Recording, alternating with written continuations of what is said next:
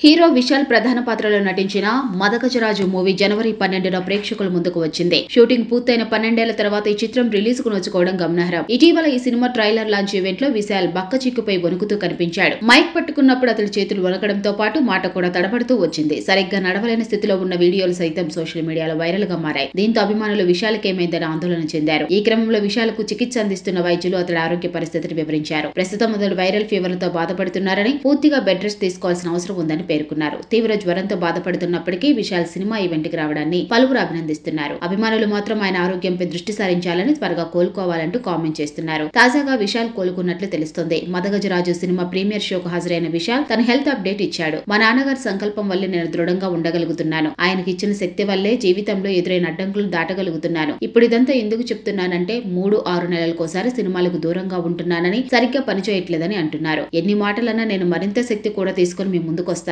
నేను ఆరోగ్యంగా ఉండటం చూసి అభిమానులు ఆందోళన చెందారు. ఇప్పుడు నేను బాగున్నాను చూడండి, నా చేతులు కూడా వనగడం లేదు. నా ఆరోగ్యం బాగుంది. మీరు చూపించిన ప్రేమకు తుది శ్వాస వరకు రుణపడి ఉంటాను. మీ అభిమానాన్ని ఎన్నటికీ మర్చిపోలేను. మీరందరూ తప్పకుండా సినిమా చూసి ఎంజాయ్ చేయండి అని చెప్పుకొచ్చాడు. మార్క్ యాంటనీ మూవీలో అదరదా పాట విశాలే ఆలపించాడు. అంతేకాదు మదగజరాజు సినిమాలోని మై డియర్ లవరు సాంగ్ కూడా అతడే పాడటం విశేషం. ఇందులో విశాల్ 8 ప్యాక్స్ లో కనిపిస్తాడని డైరెక్టర్ సుందర్ తెలిపాడు. సినిమా ప్రీ రిలీజ్ ఈవెంట్ లో సుందర్ మాట్లాడుతూ క్లైమాక్స్ లో 8 ప్యాక్స్ తో కనిపించాలని హీరోకి చెప్పాను. కొన్ని కారణాల వల్ల ఈ క్లైమాక్స్ షూట్ ఆలస్యమైంది. అయినా సరే విశాల్ తన 8 ప్యాక్ బాడీని ఏడాది పాటు మెయింటైన్ చేశాడని సుందర్ పేర్కొన్నాడు. ఈ చిత్రంలో అంజలి హీరోయిన్ గా నటించగా ఖుష్బూ కీలక పాత్రలో నటించింది.